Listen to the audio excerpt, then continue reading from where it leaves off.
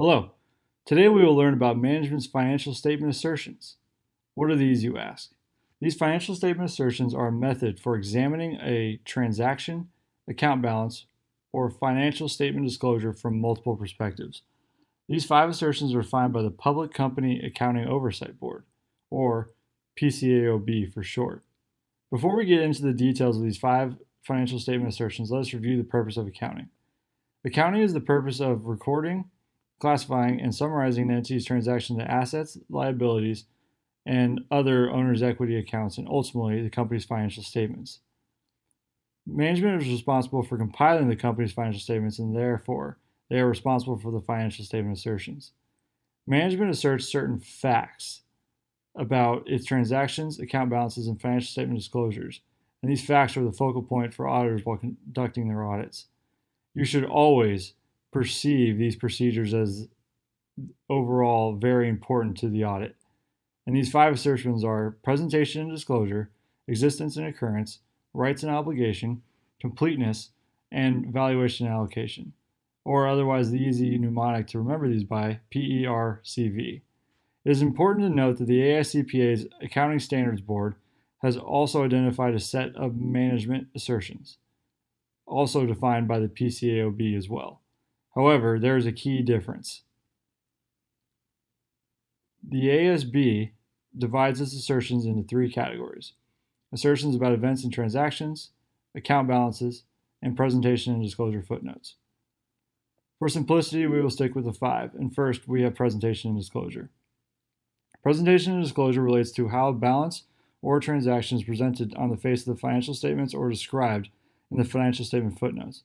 When evaluating a transaction or balance, auditors would ask questions like, was this sales transaction recorded in the correct general ledger accounts, or was the financial statement disclosure associated with this transaction understandable and clear to the financial statement user? Next, we have existence and occurrence. The existence and occurrence assertion relates to whether an account or balance is real at a company or whether a transaction actually happened.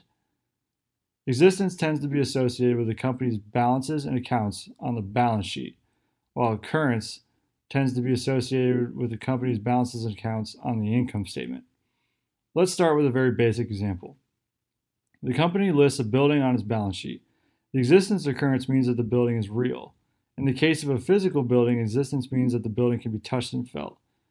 Auditors would ask the question, is the asset really there? And then we would go out and look at the building and say, yep, it's really there.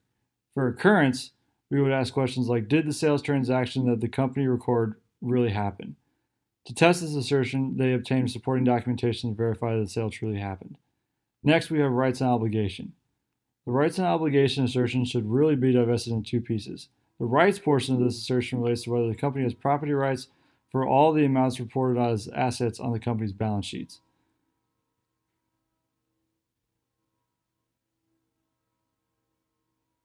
The obligations portion of this assertion relates to whether the company's report liabilities represent the company's own obligations. For example, let's go back to the building reported on the company's balance sheet.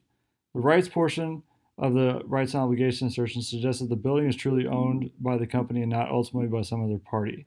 To test this assertion, auditors ask questions like, does the company really own the building, or is there any other party that owns the building? Next, we have completeness. The completeness assertion focuses on whether all of the company's transactions, events, assets, liabilities, equities that should have been recorded have in fact been recorded. For example, auditors assess the company has included all the expenses in the income statement or whether all of the inventory has been included on the balance sheet. We would ask questions like, were all the transactions recorded, or are the financial statements complete? PCAOB also includes cutoff as a special classification of completeness. The cutoff assertion simply means that all transactions were recorded in the proper period in which they occurred. For example, for a year end of December 31st, if the sale is recorded on December 30th, we would include it. However, if a sale is conducted on January 2nd, we would not include it due to the year-end cutoff of December 31st. And finally, we have valuation and allocation. The valuation and allocation assertion relates to whether the company's assets, liabilities, and equities listed on the balance sheet have been valued in accordance with GAAP. To assess the valuation and allocation assertion, auditors ask questions like, are the accounts valued correctly under GAAP, and are expenses allocated to the periods benefited?